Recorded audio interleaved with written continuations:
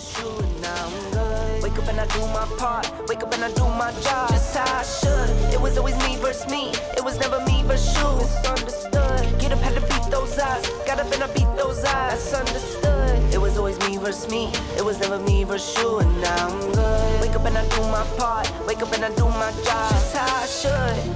I feel it all, I'm feeling numb, I lost my soul, it's on the run. I need a spark, I need some fun, I'm in the dark, like what's to come. It was always me versus me, it was never me versus you. Misunderstood, get up, had to beat those odds, got up and I beat those odds. That's understood, it was always me versus me, it was never me versus you. And now I'm good, wake up and I do my part, wake up and I do my job, just how I should. Alright, cool beans, hope you guys did enjoy that small montage. I'm Hex. I'm going to be going over my updated StamDK build for the update 39 patch. Honestly, let's just get out of the way. DKs are beyond bonkers. Is that the right word? Bonkers, powerful, ridiculous. DKs are just broken. Like, they legit are broken. You have some of the best healing, some of the best set and forget damage, especially with this build. It is the most insane set and forget damage. For 1vxing, it is a full powerhouse. For if you're running in a group or a big group, then you're the bane of 1vx because you set up your dots and you're doing so much pressure to them. It's unfair. Honestly, it's so unfair. Not only does it come with the meta tankiness, meta sustain, it comes with, like I said earlier, some of the best set and forget damage and some of the craziest burst damage you could possibly see out there. But how exactly we get the strong build in order? Stick around to the end and I'll show you exactly how. But before we get started, hit the subscribe and like button. Really goes a long way and I greatly do appreciate it. Also support me on Patreon if you want to choose the first video of every month, or support me. Follow me on Twitch where I occasionally stream the PC grind. Right now I'm just trying to get all this content out for PvP right now on my console account, and honestly there's so much to test. It's so much fun right now. But without further ado, let's whip our way into the build. Okay, so first skill we do run rending slashes. This is an okay dot. It becomes a very powerful dot when you match it up with its arena weapon, which we are running. If you don't know what that is, stick around to the end. I'll show you exactly what it is. I do run this morph. Honestly, you could run either morph. I like this morph because it initially puts hemorrhaging on the target, reducing their max health by 10% and puts another dot on them, and it also reduces their movement speed to lock them down. Honestly, either morph is perfectly fine. Next skill is Venomous Claw. Like, obviously, this is the bread and butter dot for StamDK. You hit them initially, does okay damage, puts poison on them, so you double proc a dot. The thing about this, the longer this dot is up, the more damage it does. So the first tick will actually do less damage, while the final tick will do the most possible damage, which this thing can scale really, really high. Next skill is Noxious Breath. This is obviously how we get major breach on the build. Almost 6k armor shot on the target, and it actually puts an okay dot on them. Puts an okay dot, it does initial damage, and you can actually pull some knife plays out of stealth with this. If you hit them with this, you can actually pull some knife plays out of stealth, or maybe catch someone mid-roll dodge when they're like 1 HP. Next skill is Flames of Oblivion. This is a ridiculous spammable. Yes, this is our spammable. Depending if you don't want to run any crit on the build, this is how you get your crit. So yeah, this is mainly just there to proc our next skill, which is obviously the power that is Molten Whip. Molten Whip is a ridiculously hard hitting skill when you get the stacks. So while you have this morph slotted, anytime you cast an Ardent Flame ability, i.e. Flames of Oblivion, Noxious Breath, or Venomous Claw, you get a stack, up to 3 stacks maximum. Each stack gives you 100 weapon and spell damage, and increases the damage of your next Molten Whip by 20%, up to a total of 60%. So I mean, let's just buff it up real quick.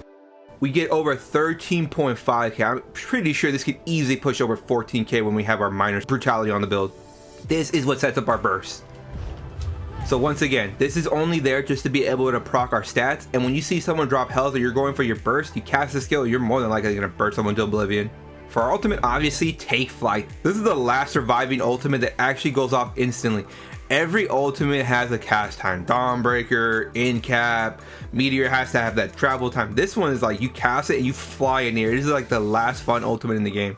Does a ridiculous amount of damage, knocks enemies back, and stuns them for 2 seconds.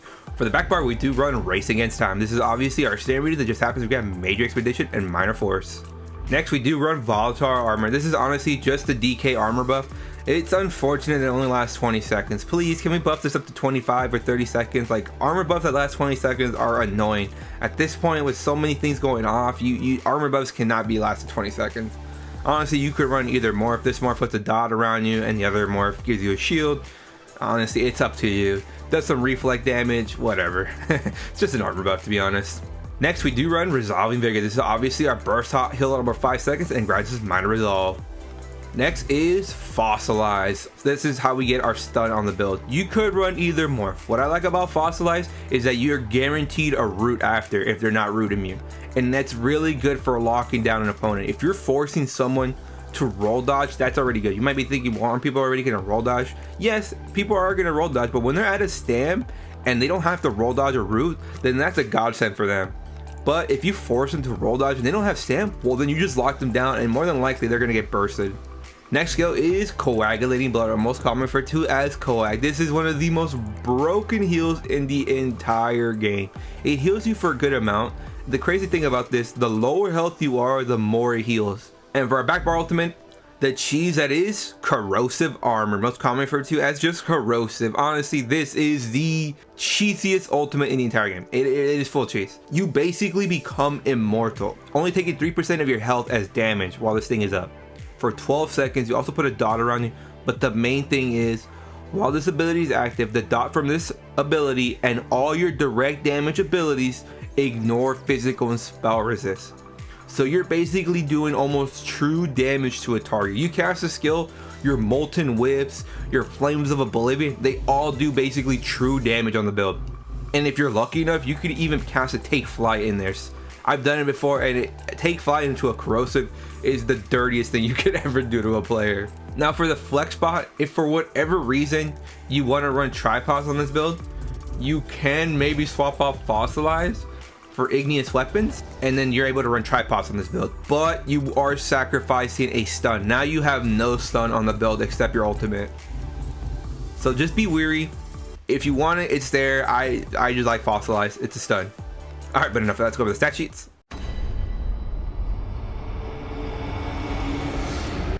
All right, the way to get these buffs, you're gonna be able to pop a simple weapon damage power pot. This is basically how we get 20% weapon damage on the build, and to get our 10% weapon damage, you just cast Fossilize on the target. Unfortunately, you can't fossilize a dummy, so we're just gonna pop igneous weapons to mimic that. All right. Max mag over 15k. Max health is shy of 31k. This actually can go up to 31k if you do run the gold food. Max stam over 23k, and our recuv is fully buffed real quick. Look at that, mag recuv over 1200, and our stam recuv is over 2100, and that doesn't even include the power that is Battle Roar on a DK. For our fully proc weapon and spell damage real quick, look at that, weapon damage over 5300, just shy of 5400 weapon damage. Might look a little low, but you have to realize we are heavily invested into proc set damage.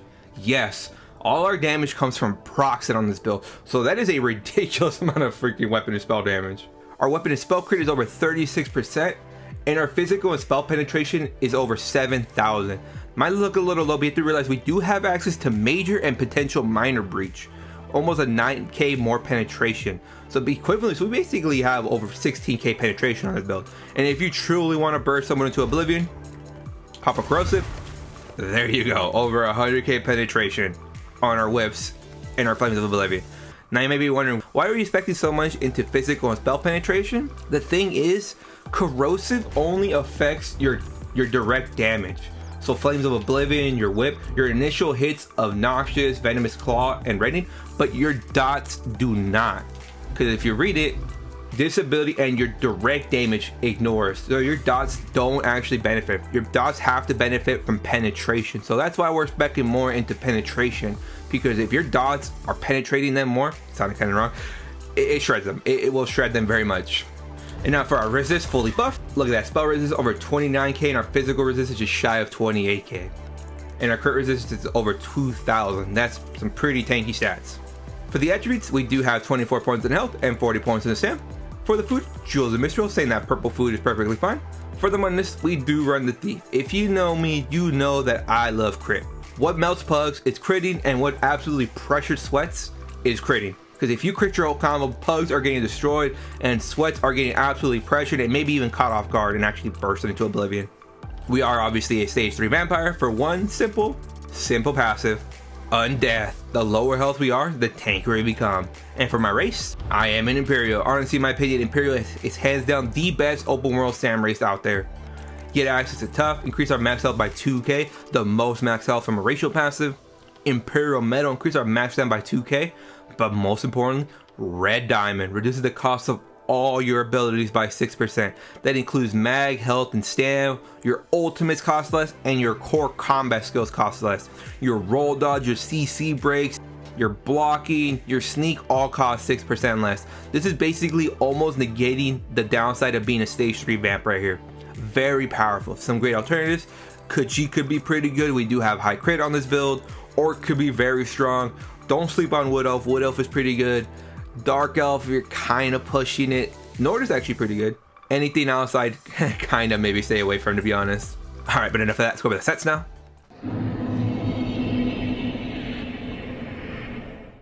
All right, so for the first set we do run the power that is Wretched Vitality. I mean, Wretched Vitality is a very, very powerful set. You can craft this set in any way, in any order you want. Being able to get up to 390 base recovery for mag and stam. That is base recovery.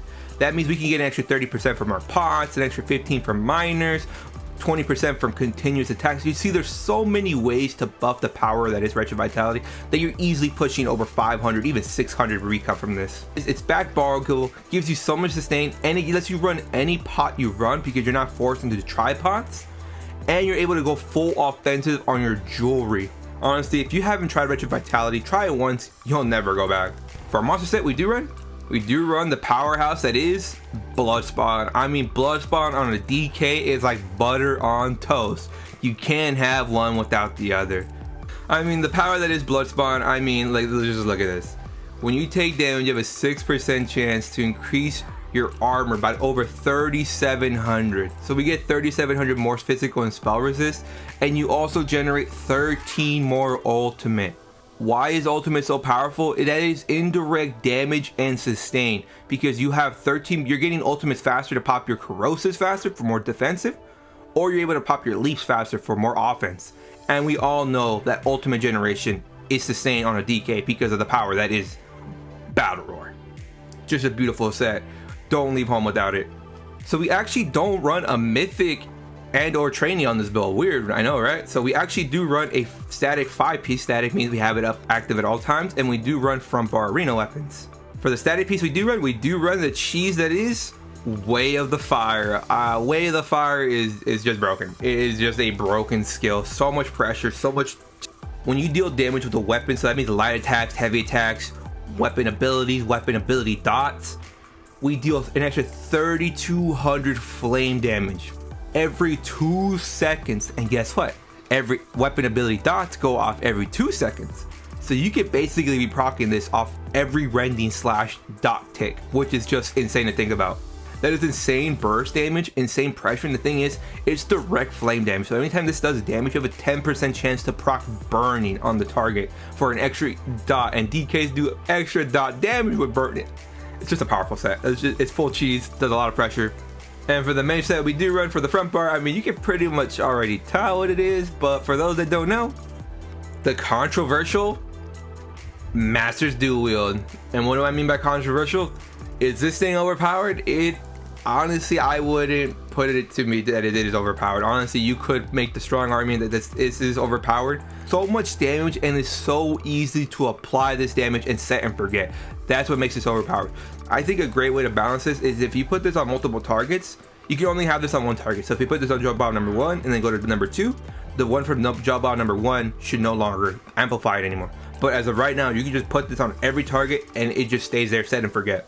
So I do run perfected. Obviously non-perfected, perfectly fine. The only thing the perfected version does gives you 2.5 extra % of crit. That's it. 2.5% more crit, which is obviously, for me, is really nice. But honestly, whether it's perfected or not, the main thing Twin Slashes deals over 1600 bonus damage for each hit of the initial hit and the bleed. So if you didn't know this, Rending Slashes, when you initially put it, actually does damage twice. So you're actually double procking this initially, and every dot does over 1600 bonus damage. So you're basically more than doubling your dot damage with this, which is just insane. The thing about this, it's set and forget damage. You put this on the target and then you're done. You can ignore the target and those absolutely start getting melted. So the way we run it, for the front part, we do run double Master's Perfected Maces. Obviously non-perfected, perfectly fine. The reason we run Maces is because we want penetration on the build for our dots to do absolute crazy amounts of damage. Please, on the main hand, make it known with an Absorb Stamina enchant. Good for the sustain, but mostly there to be able to proc Minor Breach on the build. On the offhand, we do run a Flame Damage enchant with Sharpen. Flame Damage does initial damage, and it can also proc Burning on the target for an extra dot, and Sharpen because in PvP, penetration is king, but you can't make the argument to run Charge or Precise on here. Honestly, those would be probably really nice too. For the back part, we do run a Restoration Staff of Wretched Vitality. Resto is my baby. The only reason that I run an Ice Staff is to be able to get Ellie stuff on the build and be able to proc Minor Brit on the target. If we already get Major Breach, which we do from Noxious Breath, there's no need for an Ice Staff in my opinion. If you want to run an Ice Staff, you can. You know, extra block mitigation and block cost reduction, really strong. But I like Restos because you're able to get on-demand Major Mending. You're able to get more mag back from your fully charged heavies. You also do get a lot of healing passes when you're really low on health. And honestly, those weaves are just feel so smooth with the Resto. But if you want an Ice Staff, perfectly fine. For the enchant or poison, you can honestly put any enchant or poison here. I just put double dot poisons when I'm going in there. I go full offensive on them. And for the trait, defending, because tankiness is next to godliness. And for the body, we do run 3-2-2. Yes, 3-2-2. 3 heavy, 2 medium, 2 light. Honestly, 2 light is very powerful. An extra almost 1000 pen and extra 1 line of crit. So we do run a medium Bloodspawn Helm, heavy Chest of the Fire, heavy Shoulders of Bloodspawn, a light Sash and Hands of Wretched Vitality, medium Legs of Wretched Vitality, and medium Feet of the Fire. And before you say anything, Chest has the highest armor value, while Head, Shoulders, Legs, and Feet actually have all the same armor value. So the feet have 24-25 golded. If I put heavy legs, 24-25. You see that? They're the exact same armor weight, so it doesn't matter what is heavy or medium on those. So I know what I'm doing here, okay?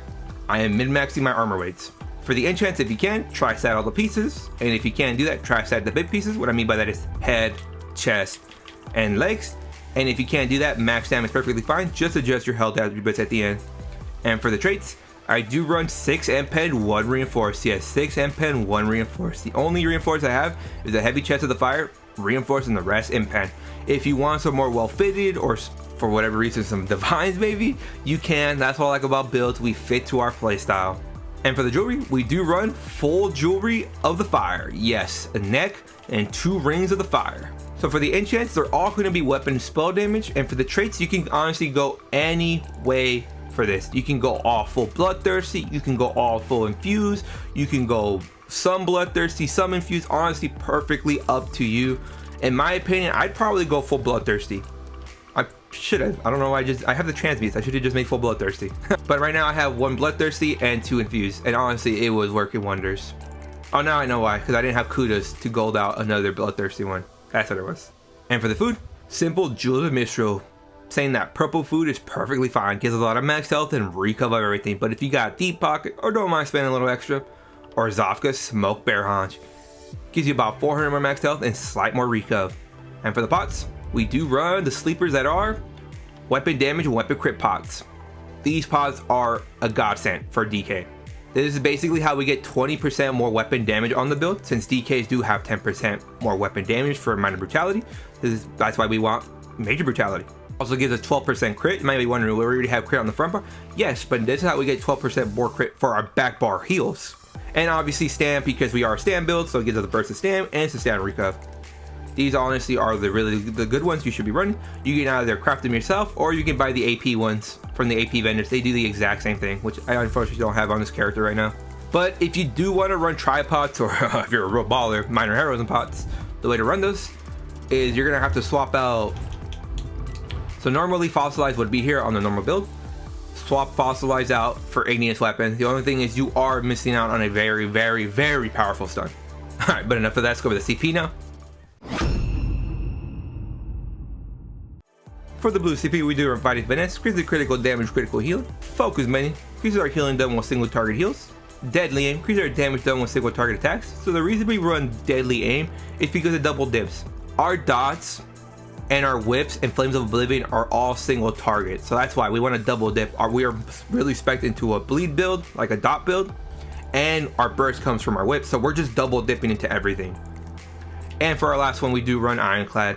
Reduces the damage taken from direct damage attacks. For the red CP, typical seal of approval red hex CP. Celerity, increases our movement speed by 10%, honestly, in my opinion, the best CP in the entire game. Survival Instinct, while with those stat effects, our core combat skills cost less. Pain's Refuge, the more net effects we have active on us, the tankier we become. And Sustained by Suffering, while afflicted with a negative effect, increase our mag health and stam recoup by an extra 150. That is insane. But if you feel like your sustain is perfect or you're feeling a little too squishy, you could swap out Sustained by Suffering for Relentlessness. If you are in a group, 100% go with Relentlessness. If you're solo, I highly recommend Sustained by Suffering. And for the green CP, it doesn't ever really matter. Rationer, Liquid Efficiency, Gifted Rider, and Steed's Blessing. But alright, cool beans, that's the build. Hope you guys did enjoy it.